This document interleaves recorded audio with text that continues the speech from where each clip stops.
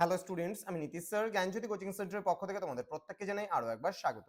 তো স্টুডেন্টস, আজকে আমি তোমাদের সঙ্গে আলোচনা করব এনইপি 4 ইয়ার আন্ডার গ্র্যাজুয়েট প্রোগ্রামের অধীনস্থ যে সমস্ত ছাত্রছাত্রীরা যারা নর্থ বেঙ্গল ইউনিভার্সিটি আন্ডার বিভিন্ন কলেজগুলোতে পড়াশোনা করছো তাদের জন্য আজকে মেজর পেপার 11 থেকে খুবই গুরুত্বপূর্ণ হরপ্রসাদ শাস্ত্রী রচিত বাংলা ভাষা যে রয়েছে সেখান থেকে গুরুত্বপূর্ণ প্রশ্নগুলো নিয়ে আলোচনা করব। তোমাদের এই প্রবন্ধটি ভীষণ গুরুত্বপূর্ণ। তোমাদের পরীক্ষায় কিন্তু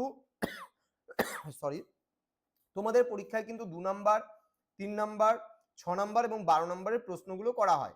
তো স্টুডেন্টস, এই বাংলা ভাষা যে পার্টটা রয়েছে সেখান থেকে তোমরা যেই প্রশ্নগুলো পড়বে সেগুলো নিয়ে আজকে আলোচনা করব।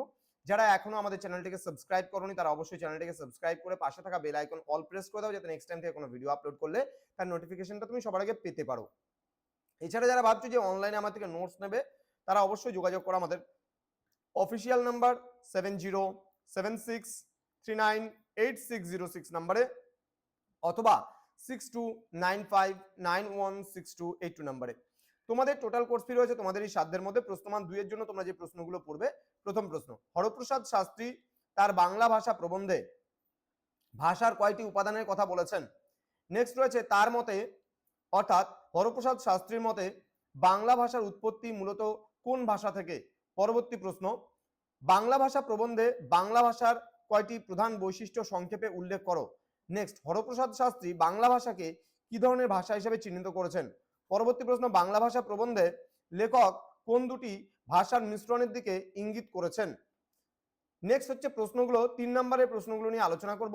প্রশ্নমান 3 এর জন্য তোমরা যে প্রশ্নগুলো পড়বে, হরপ্রসাদ শাস্ত্রী কিভাবে দেখিয়েছেন যে বাংলা একটি মিশ্র ভাষা?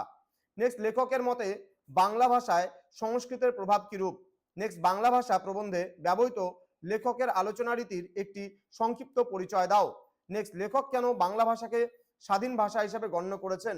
নেক্সট, বাংলা ভাষার ধ্বনিগত পরিবর্তন সম্পর্কে প্রবন্ধে কি বলা হয়েছে সংক্ষেপে লেখো।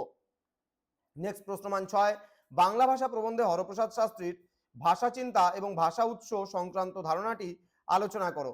নেক্সট রয়েছে বাংলা ভাষার প্রকৃতি বিশ্লেষণ করতে গিয়ে লেখক যে ঐতিহাসিক পটভূমি তুলে ধরেছেন তা আলোচনা করো। নেক্সট রয়েছে এই প্রবন্ধে হরপ্রসাদ শাস্ত্রী কিভাবে বাংলা ভাষার স্বতন্ত্র বা নিজস্বতা প্রতিষ্ঠা করেছেন ব্যাখ্যা করো। নেক্সট রয়েছে বাংলা ভাষা প্রবন্ধটিকে একটি মননশীল প্রবন্ধ হিসেবে গণ্য করার কারণগুলি বিশ্লেষণ করো। নেক্সট রয়েছে বাংলা ভাষার গঠনগত বৈশিষ্ট্য আলোচনা প্রসঙ্গে লেখক কোন কোন দিকগুলির ওপর জোর দিয়েছেন।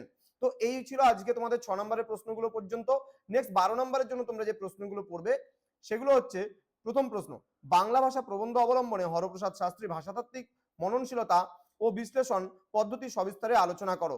নেক্সট, 19 শতকের বাংলা ভাষা বিষয়ক প্রবন্ধের প্রেক্ষাপটে বাংলা ভাষা প্রবন্ধের ঐতিহাসিক গুরুত্ব সক্রিয়তা বিচার করো। তো এই ছিল আজকের সাজেশন, যেখানে মোস্ট ইম্পর্টেন্ট তোমাদের কিছু গুরুত্বপূর্ণ প্রশ্নগুলো নিয়ে আলোচনা করা হলো।